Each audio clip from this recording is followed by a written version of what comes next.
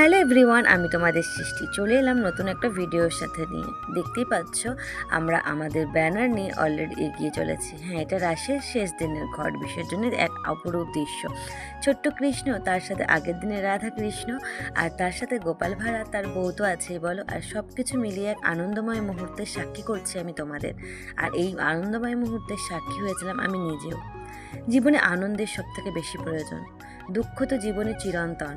আমরা দুঃখহীন জীবন কখনোই পাবো না, কিন্তু সামান্য সুখ আমাদের দুঃখের জীবনটাকে অনেকটা আনন্দে ভরিয়ে দিতে পারে। জীবনে যেমন দুঃখ আছে, তেমন আনন্দের রেশও আছে। যখন তোমার আনন্দ আসবে, তখন তোমার আনন্দ করে নেওয়াই বুদ্ধিমানের কাজ। তার কারণ তুমি সারা বছর দুঃখে থাকবে, সারা জীবন দুঃখে থাকবে, কিন্তু ক্ষণস্থায়ী আনন্দের সময়ও যদি তুমি ঘরের মধ্যে মুখ লুকিয়ে থাকো, তাহলে তুমি আনন্দের মজাই পাবে না। আর আমি ঠিক এরম একজন মানুষ, যখন আনন্দের সময় তখন আনন্দ করে নিই, কারণ আনন্দহীন জীবন এক দুঃখময় অধ্যায় ছাড়া কিছুই নয়।